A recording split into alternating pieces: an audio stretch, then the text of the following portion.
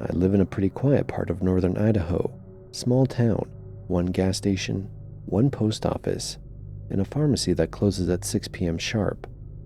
It's a mom and pop place that's been there longer than I've been alive.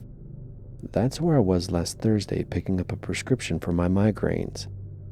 The weather had turned sharp and dry, which usually meant a headache was coming on. It was about 5:40 p.m. when I stepped out of the pharmacy, bottle in hand, the parking lot nearly empty except for my car and one dusty old sedan parked a few spaces over. I don't know why I noticed him at first. The man in the sedan, I mean. He was sitting in the driver's seat, engine running, hands on the wheel, just watching me. The glass was slightly fogged, but I could make out his face. He looked exactly like my father, which would be normal, I guess, if my dad weren't dead. He passed away 5 years ago, heart attack in his sleep. I still think about him most days, usually while I'm cooking or walking through the backyard. He'd had this thick mustache, always wore flannel, and had a crooked nose from when he broke it as a kid. The man in the sedan had all of that, right down to the worn brown Carhartt jacket my dad used to wear working in the garage. I stopped walking and stared for a few seconds longer than I should have. The guy didn't smile. He didn't wave. He just stared back, still as stone. Not in a threatening way, more like how you look at a photo of someone you used to know, but can't quite place it. I got into my car and tried to shake it off. It had been a long day at work, and I figured I was just tired. Maybe my headache was already starting to mess with my brain. I pulled out of the lot slowly, checking my mirrors. The sedan didn't move. I didn't even realize I'd started driving toward the old highway instead of heading straight home, until I was already on it. It's not the fastest way back to the house, but it loops around the river, and sometimes I take it when I need a little extra time to decompress. After a few miles, I saw headlights behind me. The road is mostly empty at that hour, so any car tends to stand out. I adjusted my rearview mirror and felt my stomach drop. It was the same shape, same headlights, same fogged windshield. It was the sedan. I slowed a little, trying to see if maybe he'd pass me. He didn't. He just stayed back maybe 5 car lengths, always in view. The road narrowed near the ridge, and I pulled into a scenic overlook area, just a gravel patch with a wooden rail and a view of the valley below. I figured maybe if I stopped, the car would keep going. I wanted it to keep going. But it pulled in behind me. I kept my hands on the wheel, engine running. My heart was hammering. The man stepped out of the car and stood beside his open door. He didn't walk toward me. He didn't wave. Just stood there, watching. And God help me, it was my dad. It wasn't a resemblance anymore. It was him, but older. His face was more weathered than I remembered. His hair gone, almost completely gray. He looked how I imagined he would have aged if he'd made it to 70, and he looked at me like he knew me. I didn't get out. I just sat there, completely frozen. After maybe 30 seconds, he nodded once, slowly, almost sad, and got back into the sedan. He reversed without even looking back and pulled out into the road again. By the time I gathered myself enough to pull out after him, he was gone. No taillights, no sign of a turnoff, just empty road ahead and the sound of my own blood pounding in my ears. I didn't sleep well that night. When I told my husband about it the next morning, he gave me that smile he always does when he's not sure whether to comfort me or poke fun. He said, "Well, maybe he wanted to see how you turned out. I bet he's proud of you." I laughed a little at that, cried a bit too. But here's what I can't stop thinking about. When my dad died, they buried him with a photo in his coat pocket. It was one I gave him, me as a kid sitting on his lap at the lake. He used to keep it in his wallet. The man in the sedan had the same exact coat, the same tear in the sleeve. And as he stood outside the car that night, hand in his jacket pocket, I swear I saw the corner of that photo peeking out. I don't believe in ghosts. I'm not even sure what I believe happened. But I know what I saw, and I know how it felt. Like someone who used to love me deeply had come back, just for a moment, to to make sure I was okay. And maybe that's all it was. Maybe that's enough.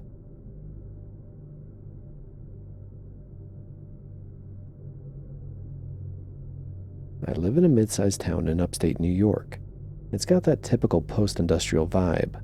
Some old buildings, a few renovated neighborhoods, and train tracks that still get occasional use, mostly freight. I was out running errands last Thursday around 4:30 p.m. and ended up stuck at one of the older crossings on Grove Street. It's one of those spots with the big wooden arms that come down and the bell that clanks forever before the train even shows up. I was second in line when the arms came down. There was a sedan in front of me and no one behind. I remember because I just changed the oil in my car and was watching the temperature gauge out of boredom. The train took its sweet-ass time. Probably one of those long freight hauls that feel like they go on for miles. After a few minutes of just sitting there, I glanced out the driver's side window. There's a row of houses just past the crossing, old, modest places with deep yards and big oak trees. I'd driven past them 100 times and never thought much of them, but this time something was off. There were 3 kids playing in one of the yards, 3 of them to be exact. 2 boys and a girl, probably around 6 to 10 years old. Nothing weird about that on its own, except for what they were playing with. They had these strange-looking toys, a big red fire truck with metal wheels, one of those old-style pedal cars that looked like a 40s roadster, and a doll that looked porcelain, or at least old-fashioned, like something you'd see in a vintage shop. I know kids can play with anything, but these toys looked used, like they were actually from another time, not replicas or collectibles.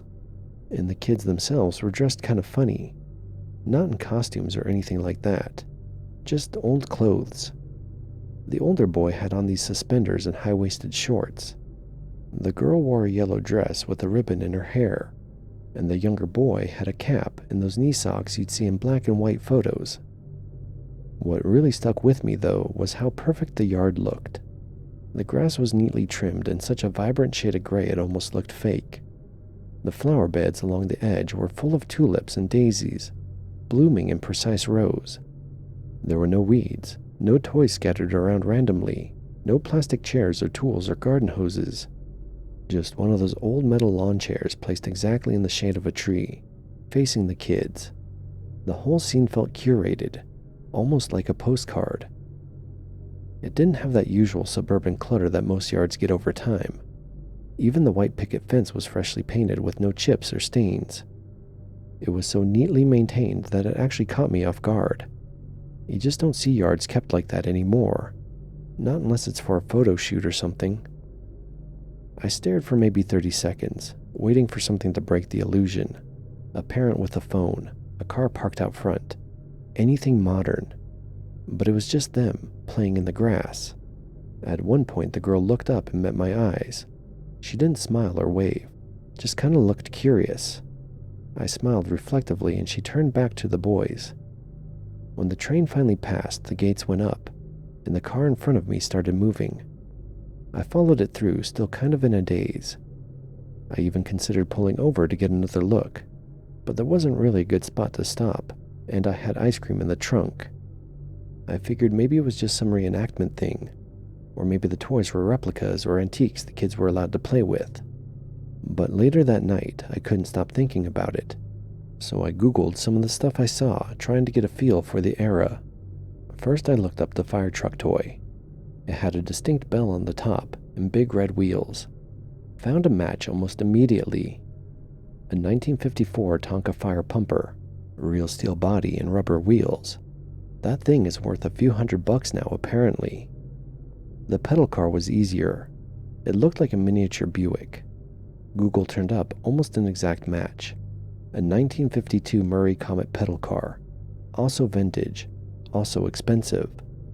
The doll, I didn't get a perfect match for, but it resembled the 1950s American character, Sweet Sue. Porcelain head, real hair, and frilly dress. So, okay, let's say their parents were collectors, and just let the kids use vintage toys. Sure, seems a little weird, but not impossible. But then I searched the neighborhood itself out of curiosity. Google Street View has images from 2022. The house where I saw the kids? It looked totally different. It was run down, actually, peeling paint, boarded up front window, yard full of dead grass and a rusted lawn chair lying sideways. No toys, no signs of anyone living there at all.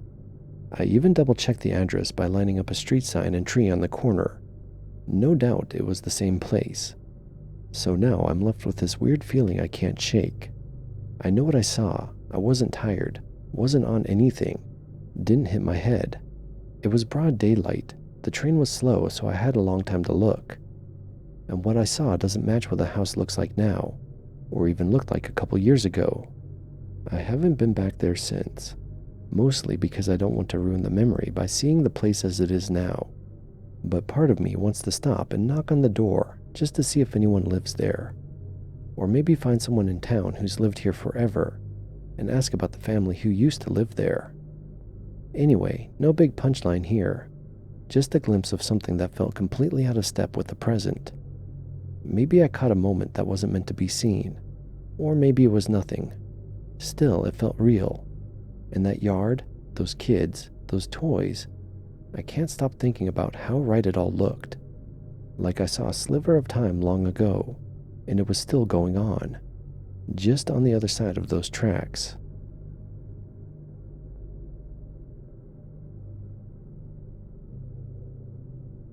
I work as a janitor at a mid-sized office building downtown. It's nothing glamorous, just something I picked up for steady pay while I figure some things out. 5 floors, 3 elevators, and enough cubicles to make a person claustrophobic. The cleaning crew is just me and another guy named Reggie, who takes the top 3 floors while I handle the lobby and the lower 2. We cross paths maybe once a night, mostly just a wave or a tired nod. Last Tuesday started the same way any other shift does. I clocked in at 10:01 p.m., grabbed the mop cart from the closet, and started making my rounds. I always hit the 2nd floor around midnight. It's mostly legal offices and HR for one of those endless logistic companies. Everyone's long gone by then, and the quiet is nice. Sometimes I'll throw on earbuds and just zone out. That night, though, I was a little off. Can't say exactly why. I remember noticing how quiet the building felt, even for a night shift. No hum of the vending machines, no far-off elevator ding, just the buzz of the fluorescent lights and the soft slap of my shoes on the tile. It was around 12:20 a.m. when I noticed it. Now, I know this building. I've walked the 2nd floor hundreds of times. It's a square layout, 4 corridors making a loop, with the elevator bank and stairwell in the middle. But as I pushed the mop bucket past the usual break room, I saw something I'd never seen before. A hallway where there shouldn't have been one. It branched off the main corridor, narrow and slightly dimmer than the rest of the floor. No nameplate on the wall, no exit sign. Just a stretch of beige carpet and overhead fluorescence, receding into a space that shouldn't have been there. I stopped dead in my tracks, just staring. At first, I thought maybe I had taken a wrong turn, that somehow, despite walking this floor nightly, I had confused one corner for another. So I backed up, double-checked the office signs behind me. The break room was there, so was the copy station with the crooked cabinet drawer. I was exactly where I thought I was, and yet the hallway was still there. It wasn't ominous, not at first. It just didn't belong. So I did what I probably shouldn't have done. I walked in. At first, it felt like any other hallway in the building. Same industrial carpet, same faint smell of toner and old lunch containers. But then I noticed the doors. There were 6 of them, 3 on each side, solid white, no labels, no frosted glass windows like the other offices. Just plain white doors with silver handles, evenly spaced and completely silent. I passed the first 2 on my left and gave one a little knock. No response. I tried the handle and it was locked. The next door was the same, and the next. I don't know what I was expecting really. Maybe a janitor's closet I had somehow missed, or a storage room, but these doors gave me nothing. Just the quiet thud of knuckles on wood, and the unsettling sense that I was somewhere else. Not just off the floor plan, but off the map entirely. When I reached the end of the hallway, I found a blank wall. No exit, no door. Just flat, dry wall. I turned to walk back, and that's when it hit me. The hallway was longer than it should have been. I don't mean it seemed long. I mean I counted 6 doors on the way down. But now, walking back, there were 8. And they weren't the same ones. These had little black mail slots in them. And the carpeting under my feet had suddenly changed from beige to a kind of greenish gray. Same texture, just different color. I froze. Every hair on my arm stood up. I turned around again, and there was the blank wall. Turned back, and there were 8 doors. One was slightly ajar. I felt like I was underwater. Everything had gone muffled. My ears popped, and the air smelled faintly metallic, like the way blood tastes if you bite your tongue. I backed away from the open door, heart thudding. Something inside me screamed to get out, so I did. I didn't run. I walked, fast and deliberate, trying not to lose my head. I passed the doors, not even bothering to count them now. The hallway seemed to stretch and pull as I moved. The fluorescence buzzed louder. I felt like I was moving through a dream where you try to run, but your legs don't work right. Then, just like that, I was back. I turned a corner and found myself standing in front of the break room again, my mop cart still waiting for me like nothing had happened. The hallway? Gone. Nothing but a blank wall where it had been. I stood there for at least a full minute, sweating, hands shaking, trying to make sense of it. I even walked over to the wall and knocked on it like an idiot. It was solid drywall. No seam, no draft, no trace of anything unusual. I didn't see Reggie again until almost 2 a.m. when we crossed paths by the elevator. "You all right?" he asked. "You look like you saw a ghost." "Something like that," I muttered. I didn't tell him. I still haven't told anyone. Not really. Who'd believe it? A hallway that appears out of nowhere, stretches the longer you walk in it, and then vanishes like smoke? But here's the thing that really keeps me up. I went back the next night. Same time, same floor. I walked past the break room, slow and cautious. And there was nothing there. No hallway, no door, nothing. Just a blank beige drywall, like it had always been. And yet, I can still remember the hum of the lights, the feel of the carpet change beneath my feet, the way that open door at the end seemed like it was waiting for me. Now I avoid that side of the floor. I don't mop near the break room anymore. I take the long way around. No one's told me to, and there's no reason for it, but I do it all the same. Sometimes, maybe once or twice a week, I feel like I'm forgetting something important, like I walked through a dream and woke up mid-sentence. Other nights, when everything is quiet and I'm the only one left in the building, I swear I hear something down that corridor. Not footsteps exactly, just movement. You know, the kind that's right behind you when you know no one's there. And sometimes, in those long humming silences past midnight, I wonder what would have happened if I'd stepped through that open door. I guess I'll never know.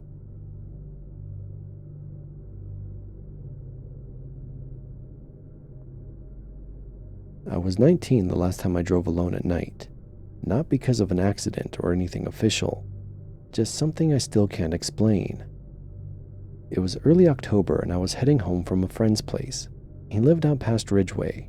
Lots of farmland, long empty roads, and dead radio air. I'd stayed too long, and by the time I left, it was after 11. My phone was low on battery and the charging cable was loose, so I didn't want to rely on GPS. I'd been there twice before and figured I could find my way home. It was colder than I expected when I stepped outside. Cold enough to see my breath, which didn't make sense. It had been in the 60s all week, and the night before I hadn't even needed a jacket. The first 15 minutes were fine, quiet, just the hum of the engine and the occasional crunch of gravel when I veered too close to the shoulder. The road was familiar until it wasn't. I reached a split I didn't recognize. No signpost, just one road veering right into tree cover, another heading left toward open fields. I don't remember that fork being there before, but maybe I hadn't been paying attention last time. I took the left. 10 minutes later, I still hadn't seen any houses, just endless fence posts and tall dry grass. I glanced down at my phone. No signal. Then the screen died entirely, like the battery had just given up. Great. I kept going a bit longer until something told me I was going the wrong way. Not something specific, just a tightening in my chest. The kind of gut instinct you don't question. So I pulled over. I stepped out to look around, hoping to see a farmhouse light or a familiar bend. The cold hit harder this time. Not autumn brisk, but January bitter. I stood shivering on the shoulder and then realized something else. It was completely silent. No crickets, no wind. Just the faint ticking of the car cooling behind me. That's when I noticed the lights ahead. A small cluster of houses, 4 or 5, just past a low rise in the land. They weren't there before. I'd just driven past that hill and the fields were empty. I stared, blinking hard, like that might reset something. The houses were strange, squat and smooth-sided with sloped, curved roofs, and tall entryways like narrow tunnels. Each had a round window or skylight on top, glowing faintly from within. They didn't look abandoned. They looked new, maintained, but nothing about them fit here. Then I heard a voice. A man stood on one of the lawns with a dog. The dog was wide and thick-built, like a mastiff, and didn't bark or sniff the air, just stood alert. The man spoke gently, but the language wasn't anything I recognized. Soft, vowel-heavy syllables, punctuated by short clicking sounds. I don't know why that disturbed me more than the buildings themselves. Maybe it was the casualness of it, like I'd stumbled into someone else's reality, like he belonged and I didn't. I got back in the car fast, slammed the door, locked it for what little good that would do. I turned the ignition and took off, trying not to look in the mirrors. I didn't want to see if that man was watching. The road twisted tighter the further I drove, and soon I passed another car. Or I thought it was a car.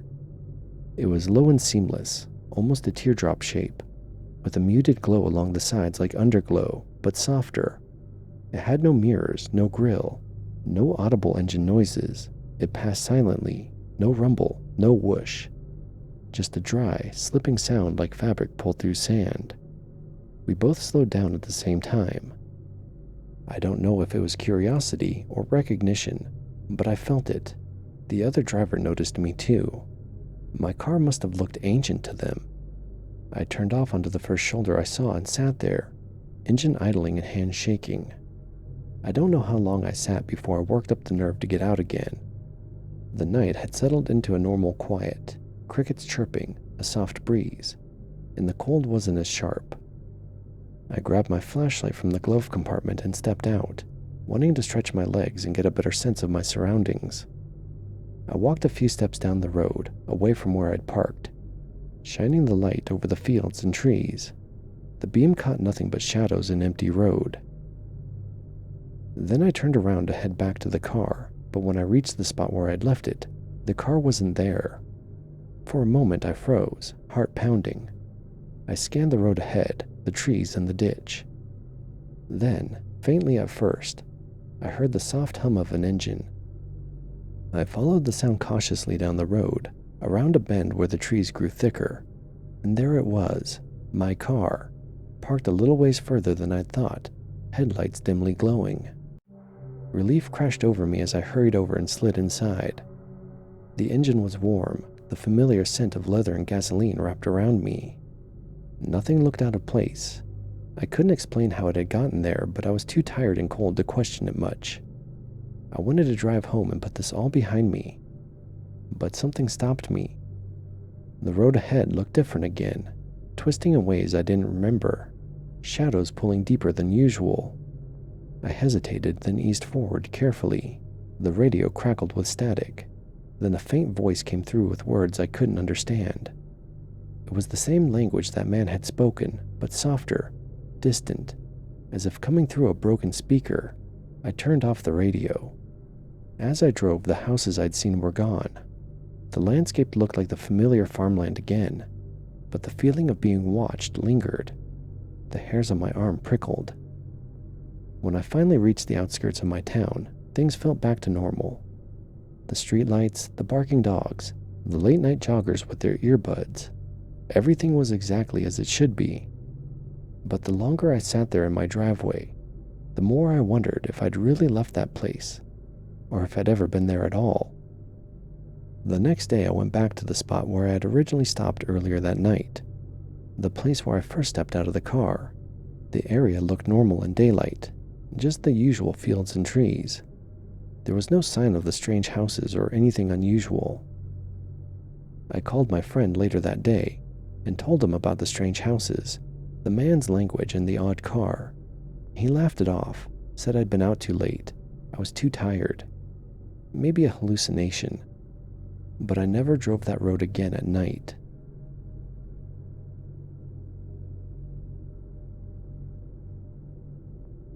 In September 2021, I was driving home from a wedding in Northern Oregon.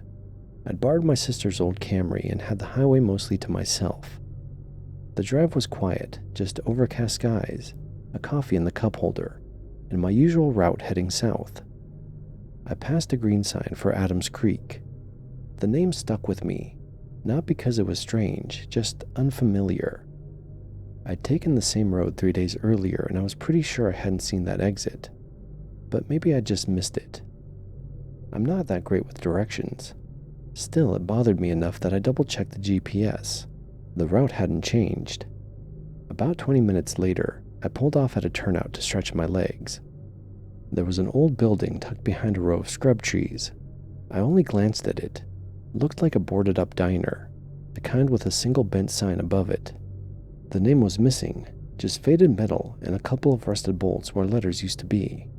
I considered taking a photo, but didn't. I remember thinking, have I been here before? Not déjà vu exactly, more like an echo, like something I'd seen in a dream. I got home that evening and everything seemed normal, mostly. The front door of my apartment was green, forest green, chipped at the corners. That stopped me. I could have sworn it used to be blue. I even remember buying the paint, standing in line at the hardware store arguing with myself about the shade. Coastal Storm. I still remember the name. I asked my sister about it the next day. She looked at me funny and said, "It's always been green." I didn't push it after that. A couple days later I was at work, and a colleague mentioned a meeting we'd had in the spring, a planning session for a new software rollout. She said I'd been frustrated the whole time because the interface was confusing. I laughed and said I wasn't on that project. She looked confused. "You were. You led the kickoff." That afternoon I searched my inbox. Sure enough, there were emails, calendar invites, notes in my own tone, but I had no memory of writing them. I told myself I was tired, burnt out, nothing more. That same night I dug through my phone photos just out of curiosity. There were no shots from the drive. I didn't remember deleting anything, but I must have, right? These weren't huge things, just small inconsistencies. A wrong-colored door, a memory that didn't match someone else's. Some missing pictures, things you could explain, but the feeling stuck. It wasn't fear exactly, just this quiet unease that something had shifted, like walking into your house and realizing the furniture had been moved slightly. Enough to notice, but not enough to prove. I haven't told anyone else. What would I even say? Most days I don't think about it, but sometimes I catch myself staring at exit signs while I drive, waiting to see one that doesn't belong. Part of me is curious what would happen if I took it. The other part isn't sure I'd find my way back.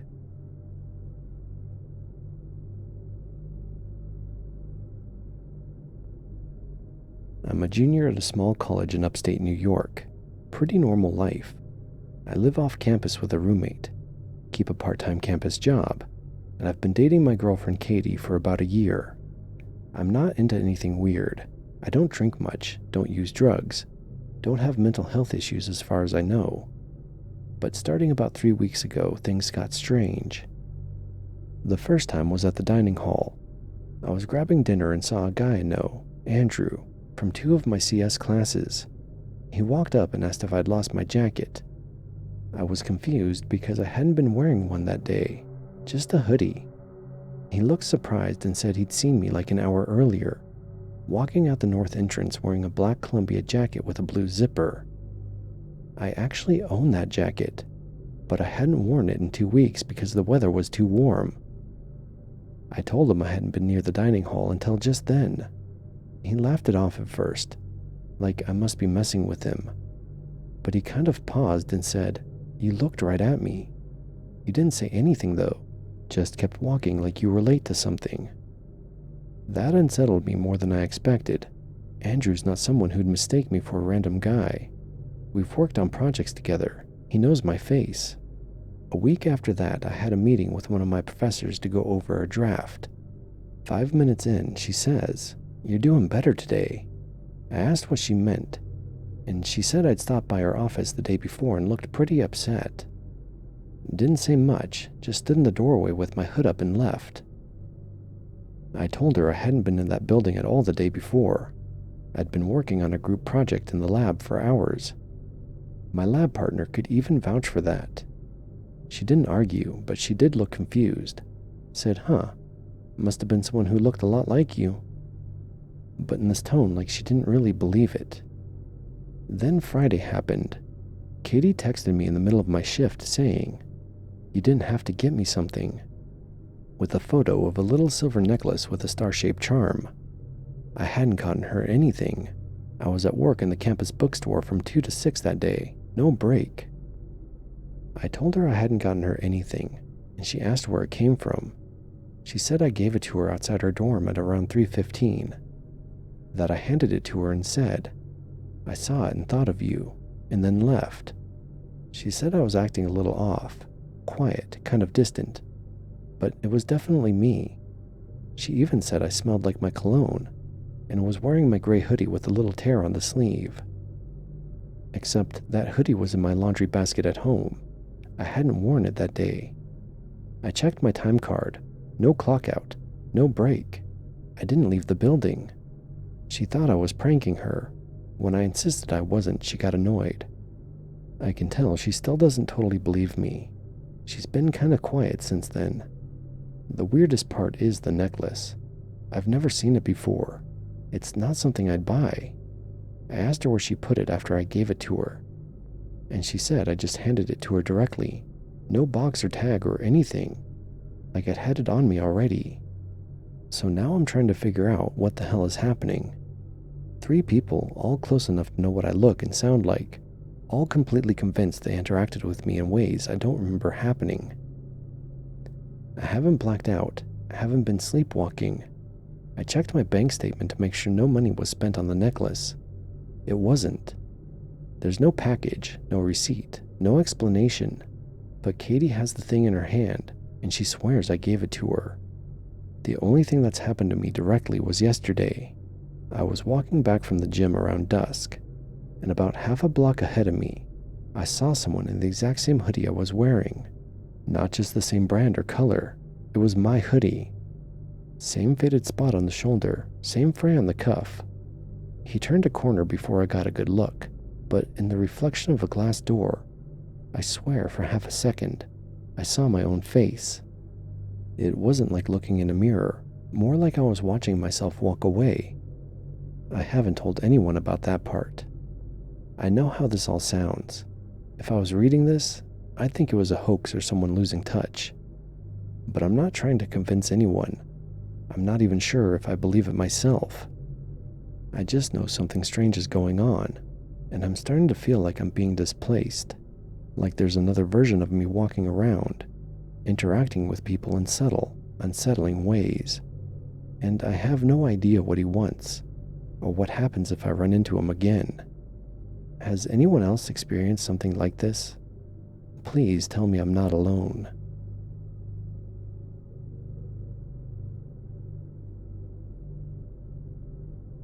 I've always considered myself a creature of habit, especially when it comes to the outdoors. I live in Western Virginia now, and there are only a few places I hike anymore, places I know like the back of my hand. I don't need GPS or a map for them. They're stitched into my memory like well-worn boots.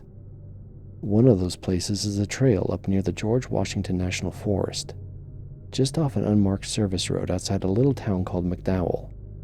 I won't say the exact name, mostly because I still don't fully understand what happened there, but I've hiked it every summer since I was a kid. It's not popular and doesn't show up on most maps, and the road in is rough enough that only people who know it's there really go. Last September I decided to make the trip solo, just a quiet, early fall hike to clear my head. The forecast was cool and dry, the kind of weather that makes the forest feel alive. Oak and sweet gum scented, birdsong filtered through the mist kind of stuff. I left the house early, hit the gravel road around 7 a.m., and reached the pull-off where I usually park around 8. There was a slight overcast, but visibility was good. I got out, laced my boots, tossed on my day pack, and headed toward the trailhead. But it wasn't there. I stopped at the tree line where the path always started. There was nothing, just thick mountain laurel and undergrowth, like no one had ever cleared a route through it. I stood there blinking, confused. I was certain I was in the right spot. The large moss-covered stump I always use as a landmark was exactly where it should have been. Thinking maybe the trail had become overgrown, I bushwhacked in the general direction I remembered it going. After about 40 yards, the land started to rise the way it should. I saw ferns opening around me, and there was a break in the brush where what looked like a trail cut in. Relieved, I followed it. For a while it felt familiar again. The soft incline, the switchback curve around a fallen poplar, the way the forest thinned slightly as the elevation climbed. I relaxed into the rhythm of walking, breathed in the earth and moss. The silence was comforting. But about 2 miles in, I came to a section that didn't belong. It was a flat, wide clearing I didn't remember ever seeing before. No stumps, no downed trees, just ferns and stones and a hush that settled deeper than usual. It felt sterile, like no animals had ever moved through it. On the far side of the clearing there was an old signpost, weathered, leaning slightly. As I approached, I expected to see a trail marker or a name carved into the wood, but it was blank. Just a board with nothing on it, like someone had built it but never finished. The trail beyond continued uphill. I debated turning around, but curiosity tugged harder. I told myself maybe this was a reroute, a new section I hadn't seen, so I kept walking. It wasn't long before I noticed how quiet it had gotten. There was no wind, no birds, no insects, not even the distant trickle of a creek. It felt like walking into a painting that was still and untouched. That's when I saw someone ahead of me, a lone figure maybe 50 yards off, moving steadily uphill. Male in average build, wearing a dark pack and an old fleece jacket. At first I thought it was just another hiker, rare out here but not impossible. But the more I looked, the more unsettled I felt. His gait was off, not limping exactly, but like he was walking in slow, practiced steps. I called out, "Hey," but got no response. He didn't even glance back. I picked up my pace. The trail curved left and dipped briefly behind a rise. When I crested it, the man was gone. I stopped, heart taking harder than it should have been. There was no sound, no movement. I scanned the woods, but nothing stirred. Not even a branch in the breeze. The trail was empty. I stood there for a long minute, just listening. Then I turned around and found that the clearing was gone. Behind me was now dense forest, tight hardwoods and pine, no open space, no signpost, nothing. I backed up a few steps, heart racing. The path beneath my feet remained solid, and in front of me the trail still ran forward, but what was behind had completely changed. I tried to retrace my steps, pushing through the brush, but there was no path, no landmark, no sense of direction. My phone had no signal, and the GPS refused to load. I was trained enough not to panic, but I felt the edges of it pressing in. I turned back toward the forward trail, thinking maybe it looped or connected to another route. After about 15 more minutes of hiking, I heard something. Footsteps from ahead coming toward me. I moved to the side of the trail instinctively, expecting to see the strange hiker again. But it wasn't him. It was me. Not a metaphor, not a look-alike. but God honest, me. Or at least it was someone wearing the exact same jacket I had in high school. Blue Patagonia fleece with a tear in the left elbow. Same cargo-style hiking pants. Same haircut I had when I was maybe 17 or 18. And he looked at me with this dumbstruck expression, like he couldn't believe what he was seeing. We both stopped. I wanted to say something, anything, but the words caught in my throat. He looked afraid. Not terrified, just confused and startled, like he was seeing something impossible, which I guess he was. We passed each other slowly. Neither of us spoke, but his eyes stayed locked onto mine until the last second. I kept walking, and after a few yards I turned around. He was gone. The trail was empty again. I sprinted back in the direction he'd gone. Nothing. I called out and got no reply. There was nowhere for him to have disappeared, just woods. Eventually the trail began to feel normal again. Sounds returned. The sky opened a little. I came out at the old trailhead. Not the one I had entered, but the one I remembered using years ago. The one I thought was gone. My car was still where I had left it, except now there were 2 more vehicles parked beside it, both empty. I drove home in silence. I didn't even turn on the radio. The next weekend I returned and brought my buddy Mark, who'd hiked the trail with me in the past. Everything looked normal. The original trailhead was exactly where it used to be. Brush was cleared, with proper signage. The path was familiar again. No strange clearings and no odd signage. No silent woods. I didn't see the old man, or myself, or whatever it was I saw that day. I haven't told anyone else. I wouldn't believe me either. But here's the part that really messes me up.